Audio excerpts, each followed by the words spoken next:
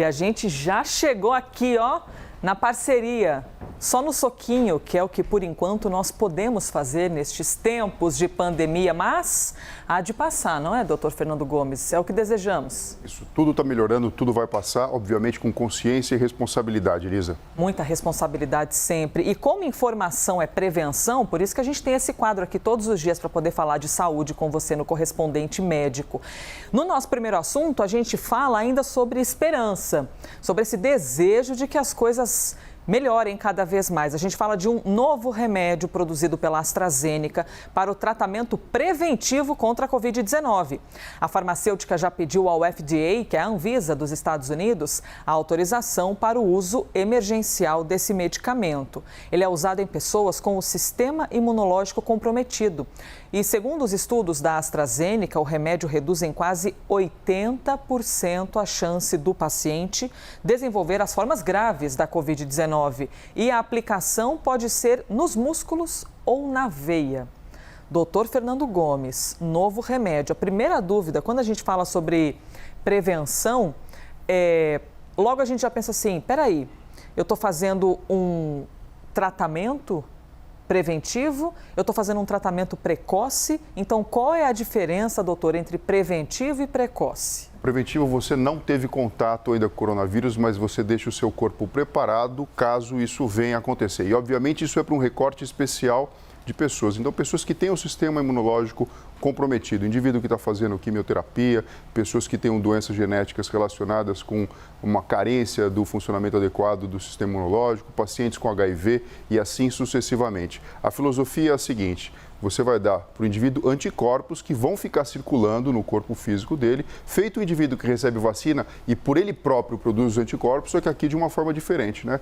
Tudo isso desenvolvido em laboratório e o indivíduo fica enriquecido com esses anticorpos, de modo que caso tenha contato com o coronavírus, ele já tem ali uma forma natural que já foi implantada no corpo dele para combater o coronavírus, Elisa. Doutor Fernando, tem uma informação interessante desse estudo que diz que o medicamento pode ser aplicado no músculo ou também em veia. Aí, quando a gente pensa aplicado no músculo, puxa vida, então é uma vacina, mas não é uma vacina? Qual é a diferença, doutor? Bom, primeira coisa, né? O músculo é uma das vias de aplicação de alguns medicamentos. Você pode aplicar via oral, via retal, endovenoso, inalatório ou até mesmo através do próprio músculo. A vacina é colocada aí para estimular o sistema imunológico. Mas nesse caso, o anticorpo já é colocado, né, o anticorpo monoclonal, de uma forma direta dentro do próprio músculo, de modo que então depois ele acaba se espalhando pelo corpo e conferindo então a proteção. Então a via de aplicação é a mesma, mas o princípio ativo é completamente diferente. Quer mandar a sua pergunta? Quer mandar a sua dúvida? Hashtag Correspondente Médico. Pode mandar que eu compartilho aqui com o doutor Fernando Gomes.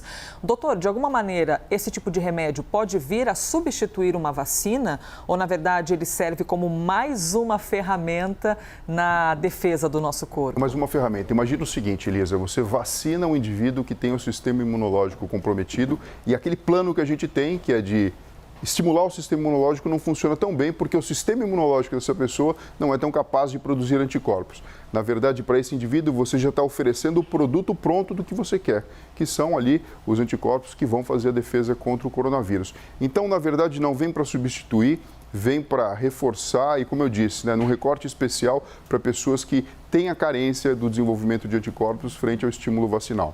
Pois é, então, reforçando, é um remédio que pode ser usado em pessoas com o sistema imunológico comprometido. E segundo a AstraZeneca, o remédio foi capaz de reduzir em quase 80% a chance do paciente desenvolver as formas graves da Covid-19. Próximo passo é que eles já pediram autorização ao FDA, que é tipo a nossa Anvisa, só que lá dos Estados Unidos. Então, em breve, vamos ver qual vai ser a resposta do FDA e quais questionamentos virão, de repente, algum pedido de novas informações a respeito dessa medicação. Você acompanha aqui com a gente no Brasil.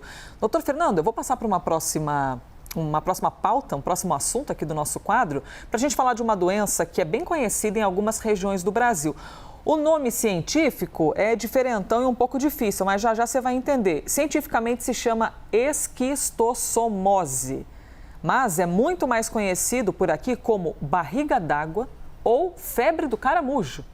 Pois é, esses apelidos são porque a gente está falando de uma doença que tem como principal característica o inchaço da barriga e é causada por um parasita que se hospeda no caramujo. A novidade é que a partir do ano que vem a Fiocruz vai produzir lotes de teste de um remédio para crianças, para que possam tratar essa doença, a tal da barriga d'água.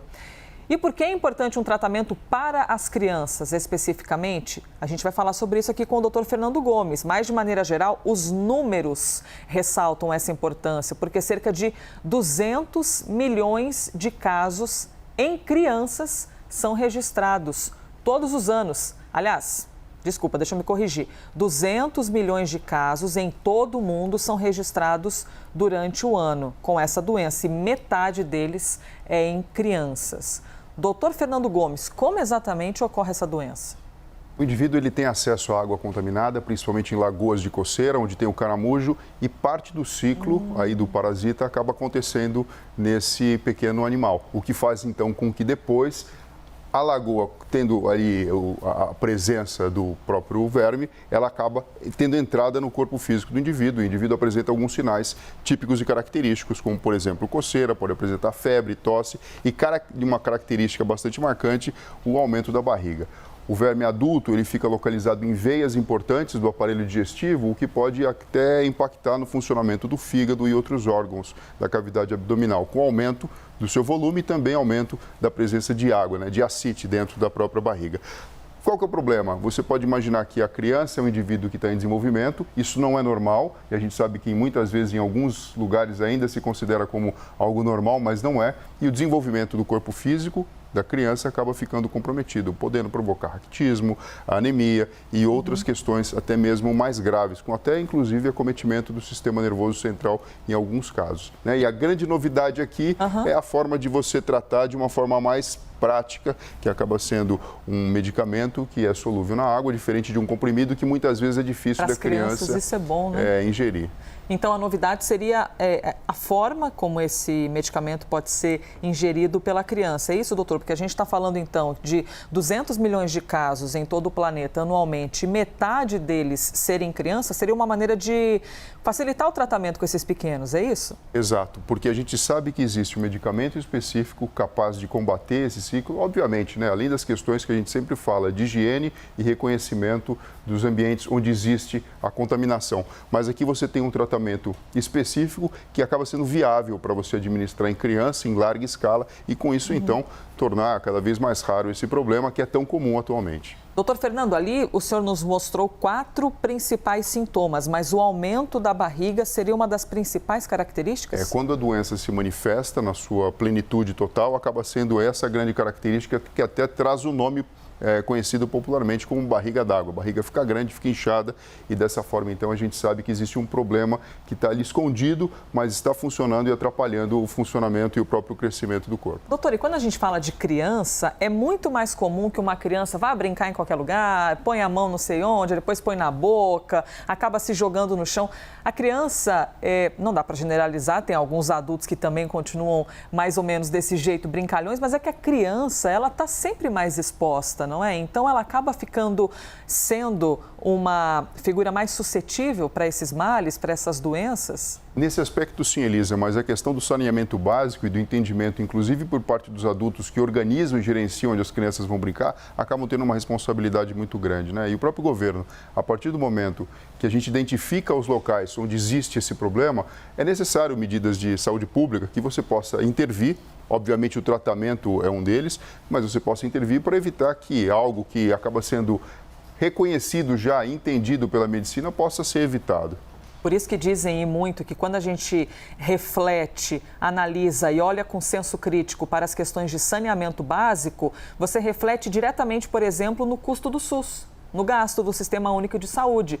Porque se você cuida do saneamento básico, faz com que as pessoas bebam uma água saudável, por exemplo, ou não fiquem expostas a esgotos a céu aberto, você diminui inúmeras doenças que acaba rebatendo no SUS e diminui o gasto também do SUS. É incrível quando a gente observa por meio de uma reação em cadeia, não é, doutor? Sim, e você tira o indivíduo desse ciclo que acaba sendo vicioso, porque aqui você tem um hospedeiro intermediário, a gente fala do papel do caramujo, a presença da lagoa e, obviamente, o indivíduo que acaba alimentando também essa região, essa lagoa com o problema, entendeu? Com o próprio parasita. Então, a conscientização, as medidas de fato eficientes e efetivas e, obviamente, né, você conseguir administrar um medicamento que seja apropriado para a criança, na forma apropriada para a criança, acaba sendo algo extremamente poderoso para combater esse mal. Muito bom, hein? A gente poder expandir sempre o nosso olhar, deixar de olhar só para o nosso umbigo, só para o nosso mundo. A gente tem de refletir o mundo de maneira macro para analisar essas questões tão importantes para a nossa saúde. Perguntinha agora para você. Você, quando fica com raiva, você costuma, às vezes, perder a cabeça? Tem gente que fala assim, nossa, quando eu tô com raiva, eu perco a cabeça, eu nem sei o que eu fiz direito, parece que eu fico cego, né? Tem gente que fala desse jeito. Parece que me dá uma cegueira e só depois eu raciocino. Por que eu tô perguntando isso? Porque tem uma imagem que chocou o mundo do esporte. Foi um jogo da 2ª divisão do Campeonato Gaúcho. O jogador William, do Esporte Clube São Paulo, vejam a imagem, ficou irritado, nossa. Desculpe mostrar esse tipo de imagem para você, viu? Porque eu sei que causa uma agonia, inclusive, pronto, a gente não reprisa maravilhoso, porque a gente fica incomodado por ver e a agressão nunca é aceitável, independentemente de qualquer que seja o motivo. Mas o jogador ficou irritado com o árbitro, Rodrigo Crivellaro, e simplesmente deu um chute na cabeça dele. O juiz ficou desacordado, precisou ser levado ao hospital. Ele já recebeu alta, está bem, mas teve de deixar o hospital com um colete cervical para prevenção. Onde eu quero chegar aqui, doutor, é justamente nesse momento de raiva, porque nada justifica uma agressão, absolutamente nada. Mas a nossa missão aqui é sempre tentar avançar, né, dar um passo à frente e poder refletir onde no nosso cérebro desencadeia isso? Quais são as questões psicológicas que às vezes fazem um ser humano perder a cabeça? Por isso eu compartilho com o senhor essa pergunta, doutor. A raiva, esse momento assim de raiva, fica onde no nosso cérebro? A gente tem uma conversa bastante íntima entre uma região específica do sistema límbico, a gente fala das amígdalas cerebrais, com o córtex pré-frontal. Quando você recebe um insulto ou sente então que a sua individualidade de alguma forma é prejudicada, você aciona um circuito relacionado com a preservação de você mesmo, da própria espécie. E com isso o indivíduo ele vira, entre aspas, um super-herói. O problema é que o super-herói aqui que ele vira é o Hulk, né, que não tem controle nenhum, e essa conversa íntima que deve acontecer entre o lobo frontal, que traz o indivíduo a consciência de onde ele está e como ele deve proceder, acaba enfraquecendo. E, na verdade, a manifestação instintiva acaba tomando o seu papel maior. O que acontece, né? Dentro do esporte a gente tem diversas modalidades. Talvez o jogador aqui ele poderia estar jogando, lutando muito bem, um boxe, um MMA, mas não, na verdade, o futebol, onde tem regras específicas, nas quais, na verdade, nesse momento de ira, ele simplesmente não soube respeitar o que o próprio esporte preconiza. Agora, existe sim também um transtorno, chamado transtorno explosivo intermitente, que até tem esse nome, né? A síndrome de Hulk, eu gostaria até de falar, síndrome do incrível Hulk, no qual o indivíduo ele não consegue gerenciar esse momento de raiva explosivo, que geralmente pode durar mais ou menos 30 minutos, pode ser recorrente e traz muito sofrimento, porque geralmente depois que acontece o ato, o indivíduo ele se sente muito culpado e envergonhado. E quando vai ver, na verdade já bagunçou todo o coreto e, enfim, até para quem gosta de esporte, sabe, na verdade, o que isso pode trazer, né? Punições, na verdade, e desqualificação para o indivíduo durante a sua carreira. Inclusive o efeito para quem convive, né? Deve ser terrível, muito delicado você conviver com uma pessoa que, sem saber se não pode explodir a qualquer momento. Essa sensação. É lógico que é normal, de repente você leva uma fechada no trânsito, uma criança faz birra, alguém coloca um som mais alto para tocar um momento e você sentir aquela raiva. Isso é normal e natural. O grande problema é você não saber gerenciar, não conseguir, não é não saber, é não conseguir gerenciar essa frustração. E a gente sabe que alguns neurotransmissores, como por exemplo dopamina, mas principalmente a serotonina, podem estar envolvidos nesse processo.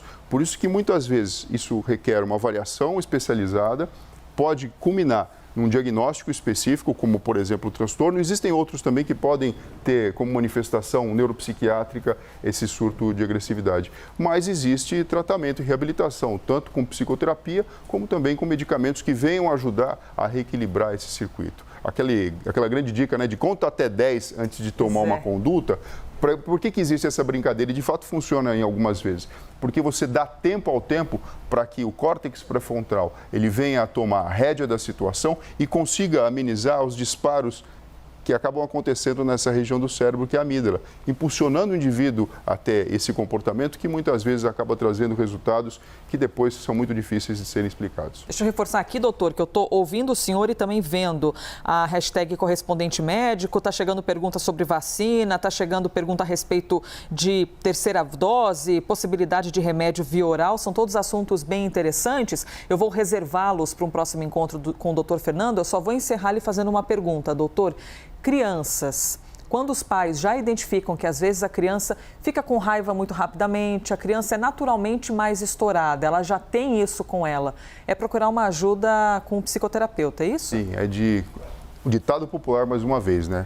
É de pequeno que se torce o pepino, não é isso? Você já percebe, esse é o grande papel do papai e da mamãe, você já percebe que tem um traço ali na criança que pode trazer problema para ela mesma, para quem está em volta com certeza, mas para ela mesma depois, por que não, né? Já procurar a assistência de um psicólogo, um psicoterapeuta, para identificar se de fato existe uma causa de base para esse tipo de resposta ou se é algo que precisa ser trabalhado e é possível de ser trabalhado para que ela tenha, na verdade, uma vida muito melhor e se relacione de uma forma muito mais empática com as outras pessoas.